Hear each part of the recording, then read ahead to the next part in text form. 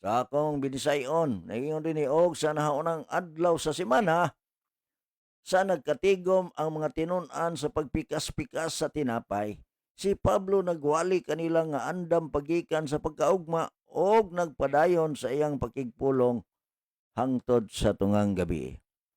Mga kaigsunan, ayaw haragod ninyo pamalandong na nga teksto, no? Ano man, and upon the first day. So, karon ato ning isa-isa mga igsoon, ha? Paminaw mo nga mga higala nato nga mga ah, RCC o mga protestante. Ingon din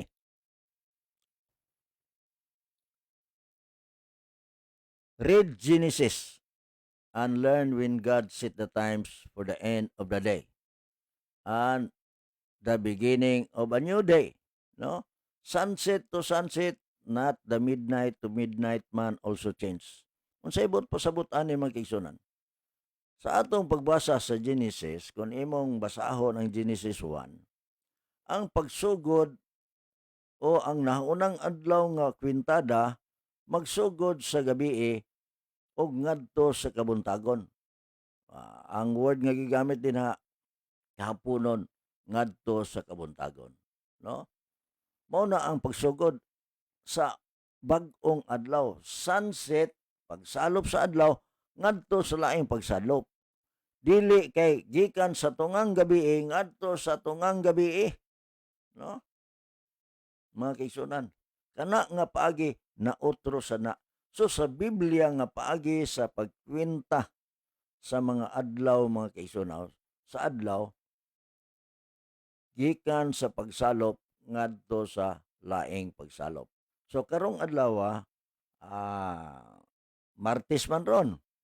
So pagsalop unya sa hapon, no? Paghapon mo salop ang adlaw, pagsalop sa adlaw ana Miyerkules na siya, no? Kay diha ang pagkwenta sa adlaw na.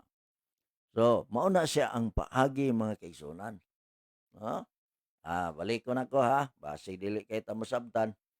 Kay atong gibasa ganiha mga buhat 20 bersikulo 7 ningon man daw, and upon the first day, no? Sa ato pa, and upon the first day, mo'y pagsugod sa nahunang adlaw. So, og pagsugod sa naunang adlaw, magsugod diha na sa gabii. Dili kay pagsiga sa adlaw o unsay na pagsubang sa adlaw.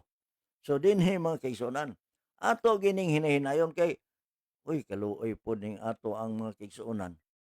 Atong mga higala mga kaigsuonan nga wala kayo makasabot og unsay buot pasabot sa Biblia.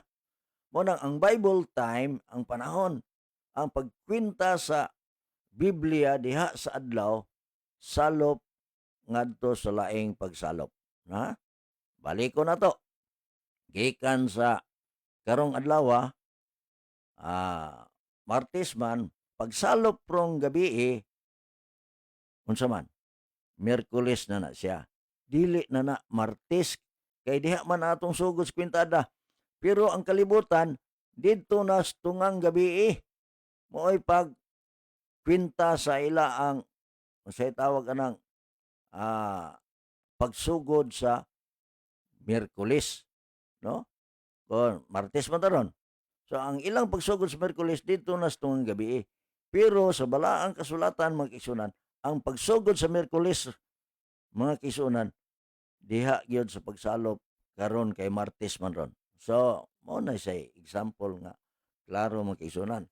So ato na masabtan mga kaigsunan apan ang atong ubang higalang mga kaigsunan nga mga kuan pati yung luya magkwinta. Mayon sila nga Bible scholar. Sa Bible scholar ana nga ang Biblia masabtan man ni bisag dili ta mga scholar sa Biblia. Mga kaigsunan. Basta mo tuon lang tag balaang kasulatan mga kaigsunan. Mo tuon lang ta sa Biblia, tagaan gyud ta sa Ginoo kaalam mga kaigsunan. Mo nang dunay teksto sa balaang kasulatan mga kaigsunan. Sa Daniel 7:25 nag-ingon din Daniel 7:25 ningon din mga kaigsunan, and he shall speak great words against the Most High and shall wear out the saints of the Most High, and think to change times and laws. And these shall be given into his hand until a time and times and the dividing of time. Sa Cebuano, nag-iingon din mga higala, og siya misulti og dagkong mga pulong batok sa taas uyamot, og magapaluya sa mga balaan sa labing halangdon, og magahuna-una sa pag-usab sa mga panahon og sa mga balaod.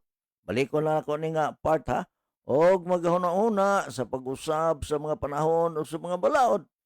Og sila igatugyan ngadto sa ilang kamot hangtod sa usa ka panahon og mga panahon og sa pagkabahin sa panahon. No?